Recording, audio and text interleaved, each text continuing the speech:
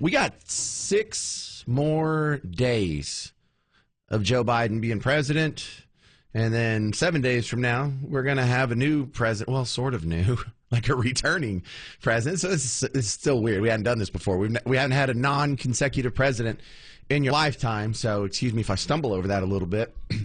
My next guest is probably pretty excited about that. He works out in the oil patch, RT Trevino with the Crude Truth podcast, Pecos Country Energy.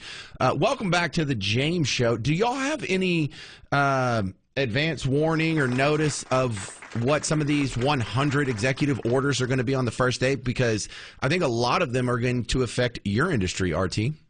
That is correct. We are very excited, and thanks for having me back on, James. We're hearing some rumors, so I cannot confirm nor deny on those 100 executive orders that we're very excited for come January 20th. So what are y'all preparing for? What are you expecting? We're expecting definitely to see the regulations be lowered and red tape be cut so that we can be able to, basically be able to produce oil and create ourselves as an energy independent nation once again under President Trump. So should we have reason to believe that a year from now or 2 years from now, the price of gas could actually go down?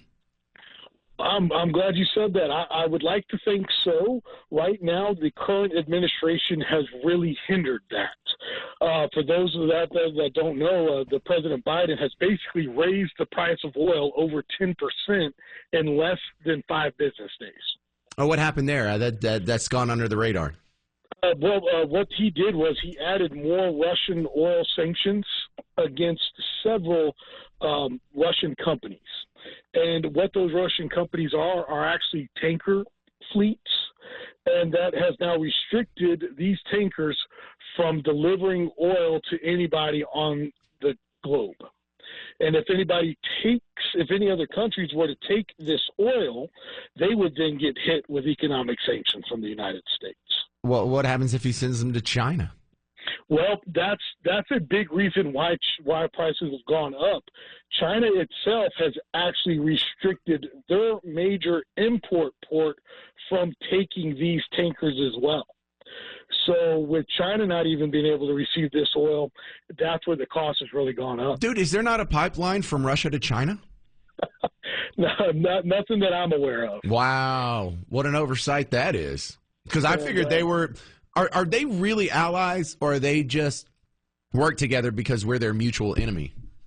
James, I wish I could answer that question one way or the other. I do know that the enemy of your enemy is my enemy or something like that. I have heard that once or twice in my time. Yeah. But right now what we're looking at here is basically the Biden administration doing everything it can to hinder Trump coming into office on January 20th.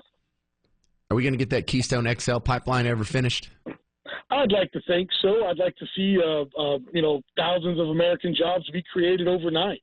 And then, of course, we would then be able to receive, at a good point, 800,000 barrels of oil from our neighbor and NATO ally, Canada. Well, that's one of the interesting parts about the discussion of annexing Canada. If you just started west and worked your way east, don't annex the whole thing. Just say British Columbia, maybe Alberta. If you get those western parts, that's where the good oil is anyway. You are right about where the good oil is there in Canada. But let's not keep in mind that they had elected Justin Trudeau. And so it probably would be a blue state coming into the United States, I'm sure. Well, they have their own Trump-ish kind of guy that's probably going to succeed him. But we'll have that discussion whenever it's official. What other changes are you expecting in just 7 days, RT? I think we're going to be expecting as an economy, just another bump. I'm expecting another good old-fashioned Trump bump like we had in 2017. And also I do expect that, Doug Bergeron, the Department of Interior, and Chris Wright, who's now going to be the Department of Energy, are going to just continue to help not only the majors but all the independent oil companies out there like Pecos Country Operating to produce more oil and, more importantly, fill up the Strategic Petroleum Reserve. So tell me about these two guys. I don't know them. You sounded like you're familiar with them. Well, Chris Wright is from Colorado, and he is the former CEO of Liberty Energy out there. It's a giant energy service company. Okay. And then, of course, Doug Bergeron, and I probably butchered his last name. It's the former, and I say former, he probably still is at the moment, North Dakota governor. And the Department of Energy is very much involved in the oil and gas, the Department of Interior is just as involved in the energy of America and the energy security that we provide, just like the Department of Energy. Yeah, Doug Burgum. Yeah. Yeah, Burgum. Sorry. Okay, so we do know of him, but I only know of him because he was one of the people on the short list for Trump's VP. So I guess this was his parting gift. RT, when are you going to get the Crude Truth going? I see you took a couple weeks off for the holidays. When's your next episode? Yes, thanks for asking. We're going to kick the new year off here real soon. We're going to be bringing on some great individuals like Carr Ingham of the Texas Alliance of Energy Producers, David Blackman, who is a just energy expert. He writes for Reuters and also for Forbes, along with a great TCU doctor from Energy, Ed Ireland, and Stu Turley from the Energy Newsbeat. So get ready for a lot of great episodes this year.